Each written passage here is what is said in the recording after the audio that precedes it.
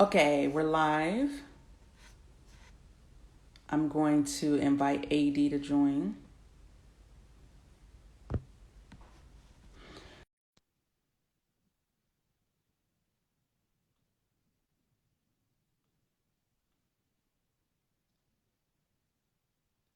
Hello, hello.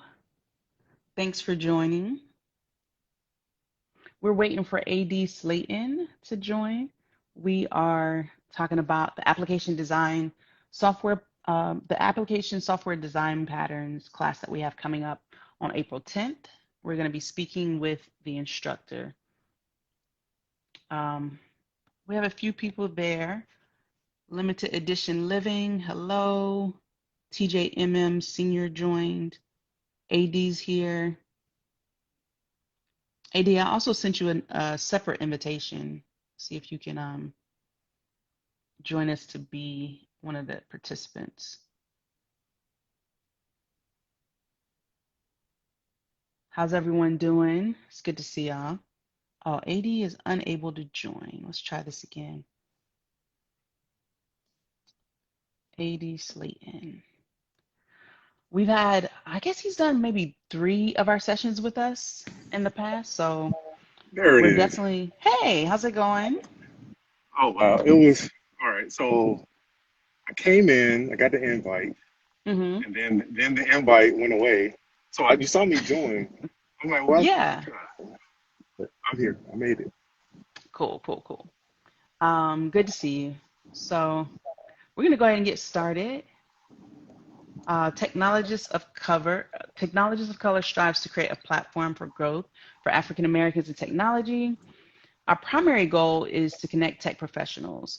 So anything from entrepreneurs, newbies, career changers, all of the above, and then some more, and just sharing knowledge and resources and opportunities to support each other in our technical careers.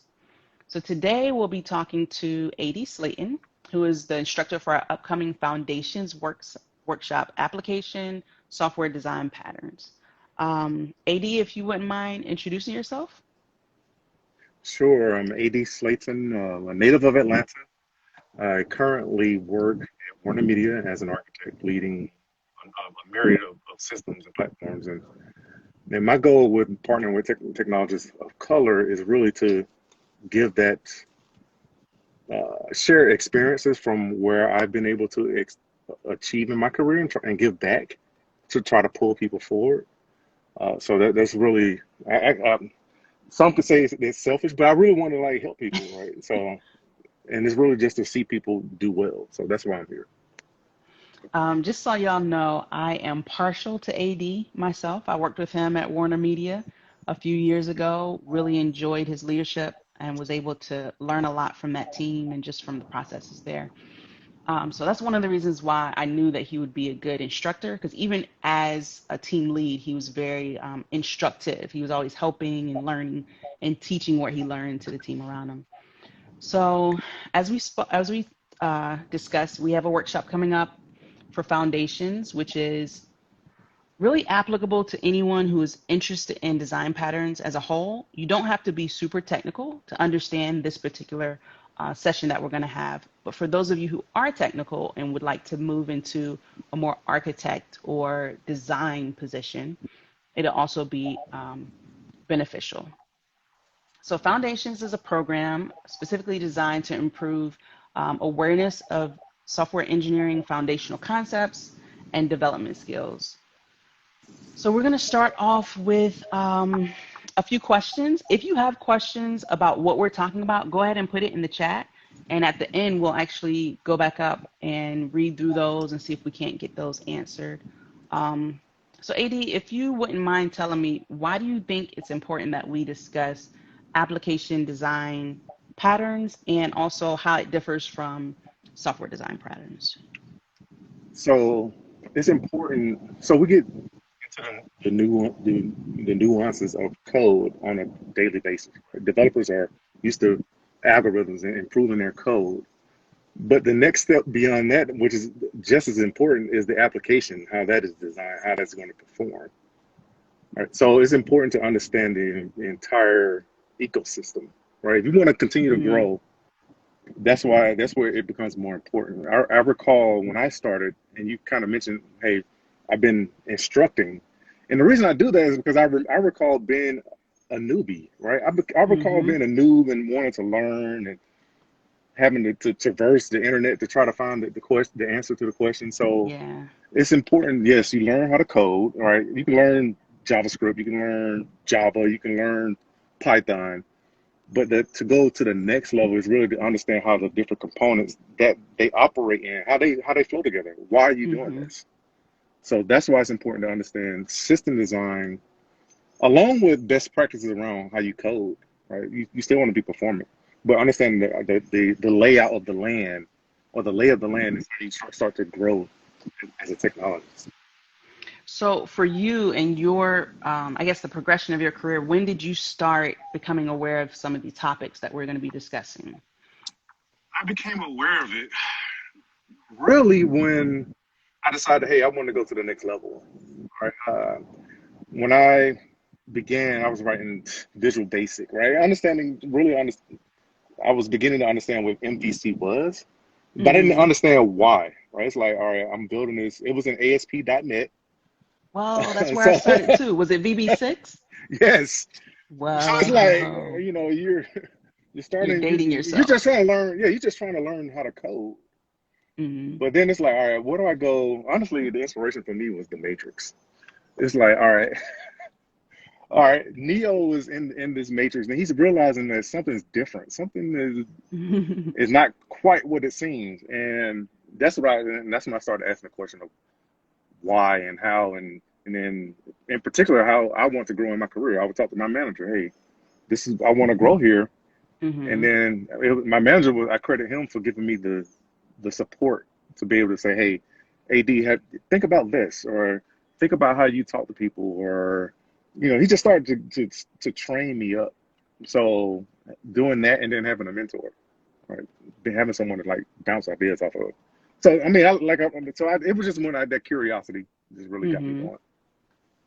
Um, what do you think, like, what are some things about the topic around system design and application design that used to confuse you or that you find a lot of people who have some experience, like some good experience in software engineering still don't understand?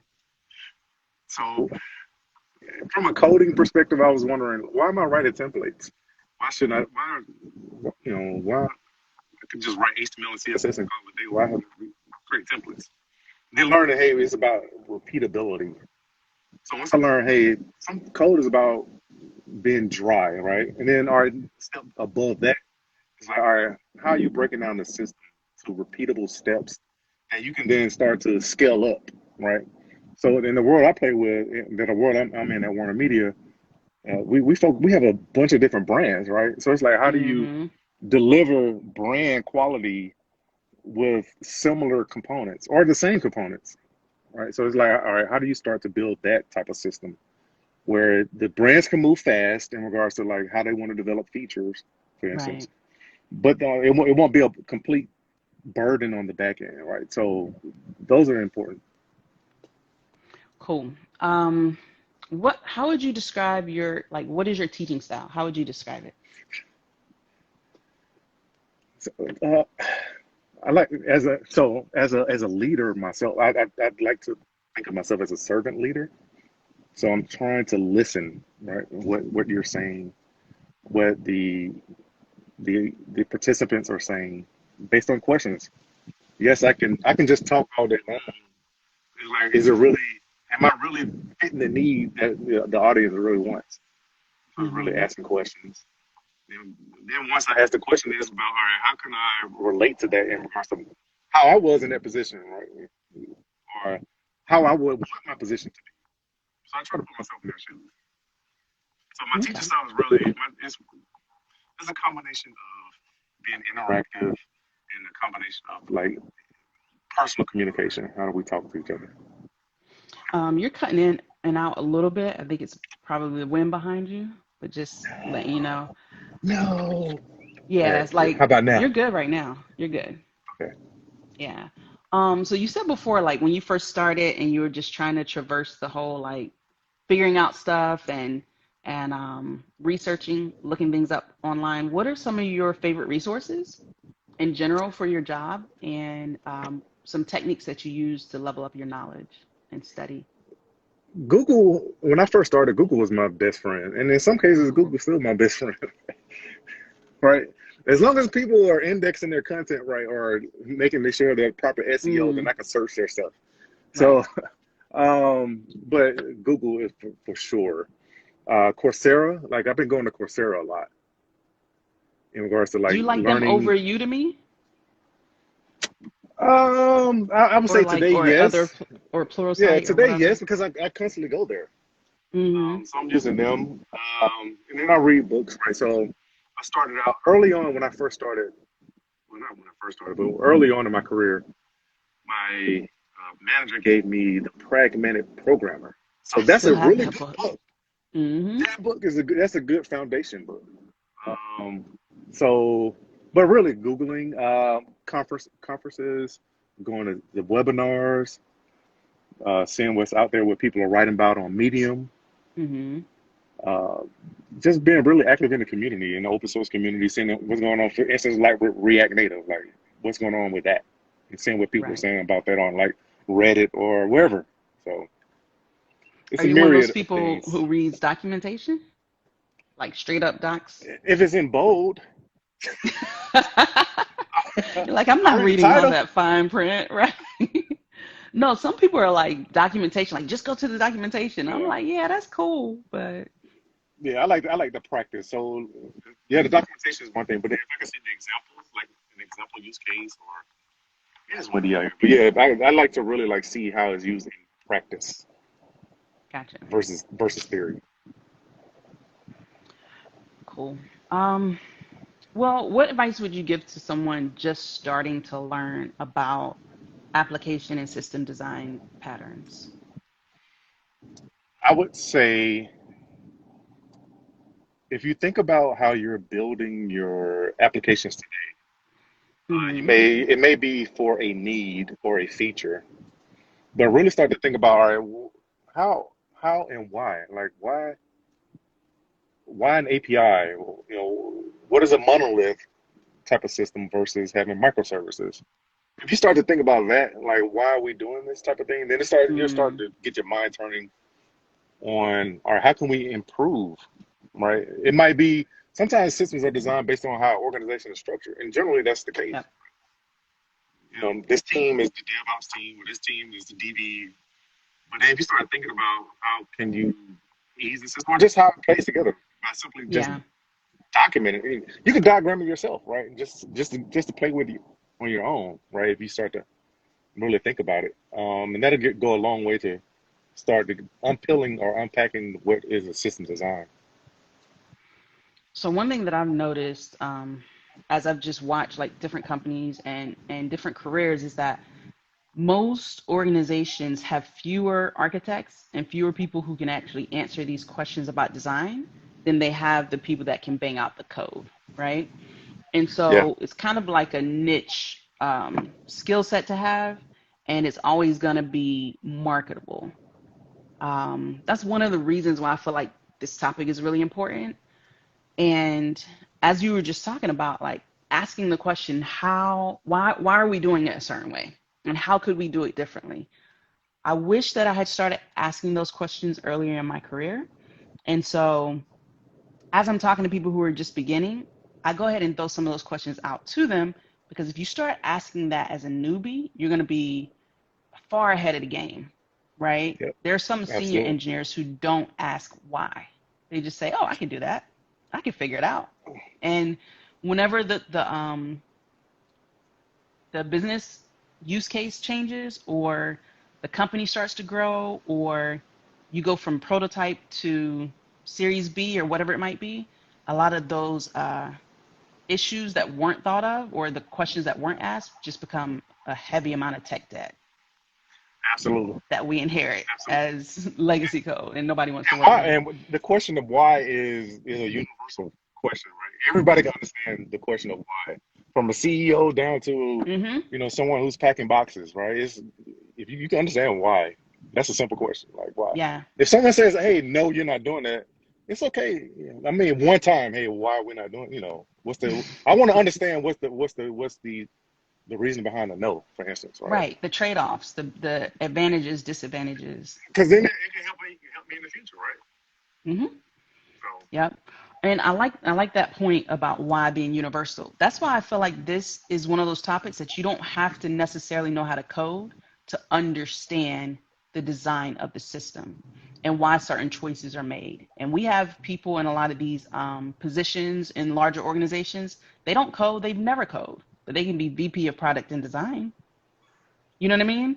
Like they have yeah, to they can. understand the Yeah, trade-offs, and they need to understand what some of the options are, and then they need to surround themselves with smart people who actually can bang out the code. But these questions open up opportunities for a lot of roles outside of just coding. yep. A la Steve Jobs. He True. had Steve beside him, right? Right. So Absolutely. So before we get to the last question, I just want to encourage everyone who's watching, if you have any questions about this or comments, go ahead and put it in the chat, and whenever we're done speaking with AD, we'll go through and see if we can answer anything for you. Um, Yeah, so I think we cover already what advice you would give to someone just starting to learn the topic? yes, Okay. What should we expect to learn from the workshop on April 10th? one thing, right? Just understanding that system design is about is a balance between relationship, Hmm. meaning understanding what the customer wants, and delivery, how you're going to build it. So it's a balance, right? It's a balancing act, right? What does the customer want and deliver? Then what do the engineers want and can deliver, right? So you're kind of like going between the two to kind of massage the system or figuring out, all right, how are we going to define this in my plans from a future, but giving the teams, the business, and the engineers what they want today. So it's like I said, it's a balancing act, right? So it takes relationship, also the technical, right? Being able to really to explain it to those that are not technical and to those who are very technical. So it takes practice, and I will hope that engineers or those who just want to come into the industry just get a glimpse of the possibility. Okay, I like that. I think there are a lot of possibilities. So, if there's no questions, I don't think I've seen any here yet, then we're going to go ahead and close out. So, the workshop title is Application Software Design Patterns, and that's going to be on April 10th. It'll be 10 a.m. to 3 p.m. We'll have a break in there for lunch, but it's really 4 solid hours. So, very interactive workshop. AD is going to be our instructor. $20 is the cost up until this weekend. So, go ahead and get your ticket. We hope to see you there. AD, did you have any closing thoughts? I No? look forward to seeing you. Yeah, I'm looking Come forward have to fun it. on a Saturday. Come have fun on Come a geek out. Saturday. Come nerd out with me. Bring some funny nerdy stories. I like that. Awesome. All right, well, I'll talk to you later. Um, Oh, wait. What will I learn here that I can't learn online? That's a question that just came through. What's the question? What will I learn here that I What will can't I learn learn online? here? Oh, Hmm. so you can absolutely learn is well, learning online takes going through and gripping and parsing what is and what is not. Like you have to go and look at the theory. You may see some understanding, but here, what I'm trying to bring a distinction of is practical experience that you can ask questions right now, live, right? Based on my experience, I'm not saying what I've done is like gospel. I can just talk about what I've been able to do with certain platforms. And yeah, you can go search online. You can find someone, pay $1,500 if you want. But Technologists of Color is providing this to the community for $20. You can't beat that. Crazy. Yeah. Yeah. Another thing I would say, just from all of our sessions, like you said, just being able to ask questions in the moment, that interaction, and a community of people who are learning with you. And also, we like for our sessions to have real life application. So AD has experience with design patterns for WarnerMedia, like he said, different brands in WarnerMedia. There's a ton of brands there, but he's worked with a lot of them. So some of the politics websites that you're familiar with CNN, that's AD behind the design, and the NBA Live. Like, this is what you do. You know what I'm saying? So it's not just um, someone who's saying that, this is something that they read or this is something that they would do if they had an opportunity. This is coming from someone who's actually done it for 10, 15 years and is good at it and actually enjoys sharing that knowledge with the people. So that's why I About enjoy giving back. doing I learn. this. I learn a lot. I learn these sessions teach me more than anything, honestly. Man, I learn every single time, which is why I love it. All right. Well, we're done. It's good to see y'all up here. April 10th, 10 a.m. Sign up on Eventbrite. You can see the link in Text of Color profile. Later. Bye.